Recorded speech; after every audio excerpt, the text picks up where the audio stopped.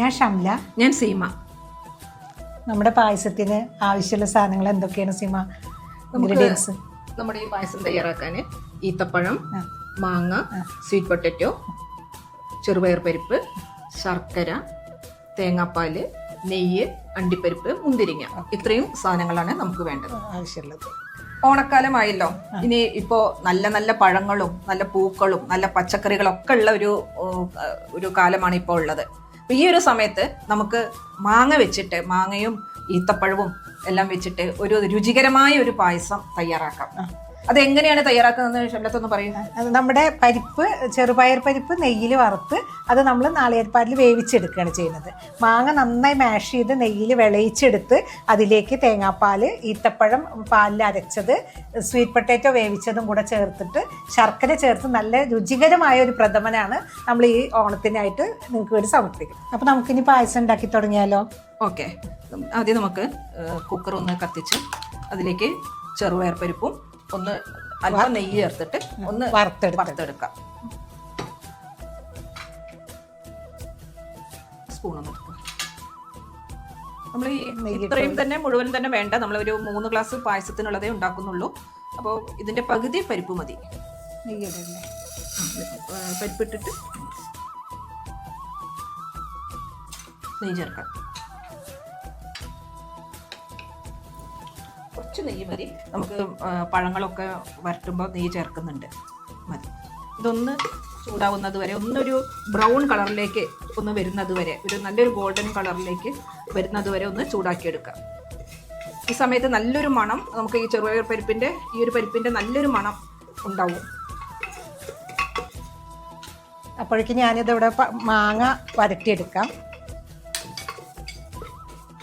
ഇത് വറുത്ത് കഴിഞ്ഞിട്ടുണ്ട്. ഇതിലേക്ക് നമുക്ക് ആവശ്യത്തിന് വെള്ളം ഒഴിക്കാം.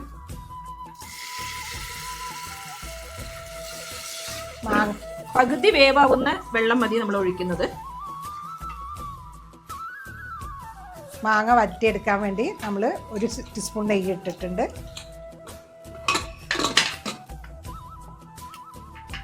നല്ല പഴുത്ത മാമ്പഴമാണ്.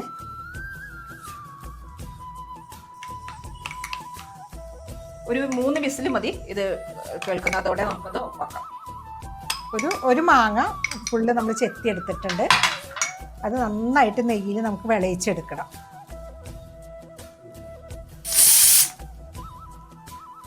ഇനി നമ്മൾ ഇതാ മാങ്ങ നന്നായിട്ട് വിളഞ്ഞ് വന്നിട്ടുണ്ട്, നന്നായിട്ട് ഉടഞ്ഞ് വന്നിട്ടുണ്ട്. ഇനി നമ്മളിതാ ഒരു ടീസ്പൂൺ, ഒരു ടേബിൾ സ്പൂണാണ് അത്രയും ഈത്തപ്പഴം ചേർത്തിട്ടുണ്ട്. ഈ ഈത്തപ്പഴം കൂടെ ഇതിൽ കിടന്ന്, ഈത്തപ്പഴം നമ്മൾ പാലൊഴിച്ചിട്ട് അരച്ചെടുത്തിട്ടുള്ളതാണ്, അതും കൂടെ നന്നായിട്ട് ഇതിൽ കിടന്ന് മാങ്ങയോട് കൂടി യോജിച്ച് വരണം.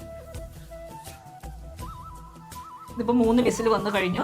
നമ്മുടെ പാകത്തിന് വെന്ത് കഴിഞ്ഞിട്ടുണ്ടാവും. ഇത് തണുത്ത് കഴിഞ്ഞിട്ട് നമുക്ക് ഓപ്പൺ ചെയ്ത് നോക്കാം. നെയ്യൊക്കെ തെളിഞ്ഞ് വന്നിട്ടുണ്ട് കേട്ടോ. അപ്പോൾ ഈത്തപ്പഴവും മാങ്ങയും കൂടെ യോജിച്ച് നെയ്യ് ഇതാ നന്നായിട്ട് പുറത്തേക്ക് വന്നിട്ടുണ്ട്. ഇനി നമ്മൾ ഒരു കഷ്ണം സ്വീറ്റ് പൊട്ടാറ്റോ, മധുരക്കിഴങ്ങാണ് നമ്മളിതിൽ ചേർത്ത് കൊടുക്കുന്നത്.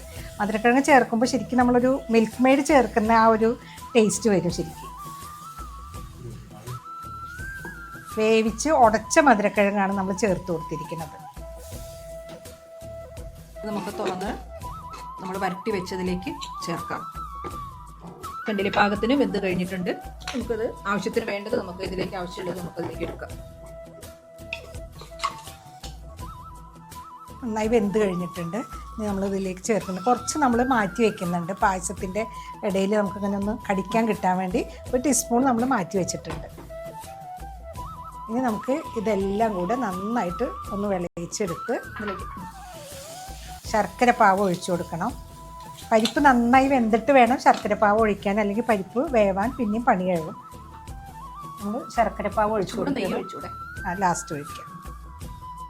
ശർക്കരപ്പാവ് ഇതാ ഒരു 2 ടേബിൾ സ്പൂൺ ഒഴിക്കണുള്ളൂ. കാരണം മാങ്ങയും ഈത്തപ്പഴവും സ്വീറ്റ് പൊട്ടാറ്റോ ഒക്കെ മധുരമുള്ളതുകൊണ്ട് ശർക്കര കുറവേ ഒഴിക്കുന്നുള്ളൂ. ശർക്കരപ്പാവ് ഒഴിച്ച് ഈ ശർക്കരയും ഈ പരിപ്പും മാങ്ങയും എല്ലാം കൂടെ നന്നായിട്ട് വിളഞ്ഞ് വരണം. നന്നായിട്ട് ഈ ശർക്കര അതിലേക്ക് പിടിക്കണം, പരിപ്പിലേക്ക് നന്നായി ശർക്കര പിടിക്കണം. അപ്പോൾ അല്പം കൂടെ നമ്മൾ നെയ്യ് ചേർത്ത് കൊടുക്കാം.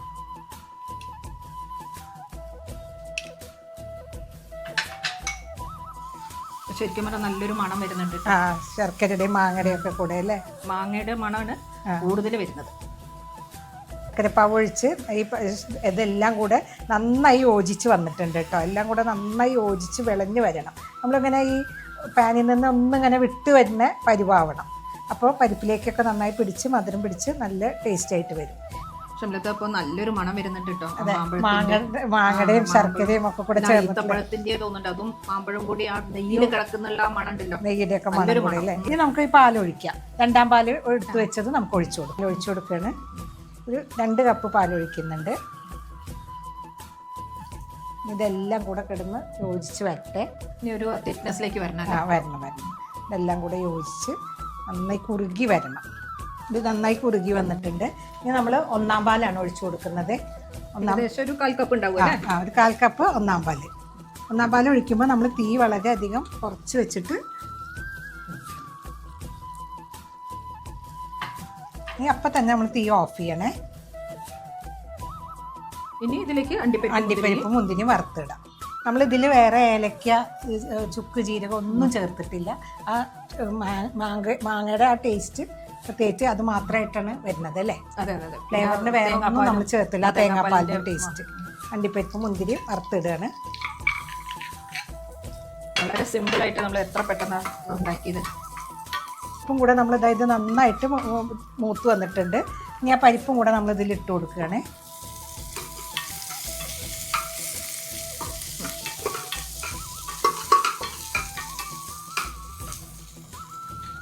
ഇനി നമ്മളിത് പായസത്തിലേക്ക് ഒഴിച്ചു കൊടുക്കാൻ പോവുകയാണ്.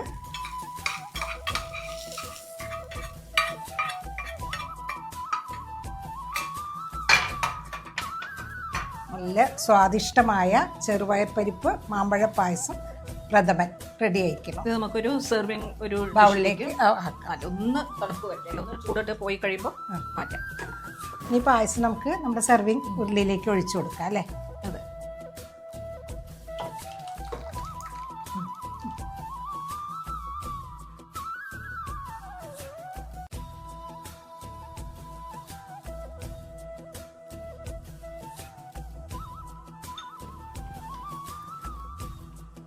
ടേസ്റ്റ് ചെയ്താലോ? ഓക്കെ.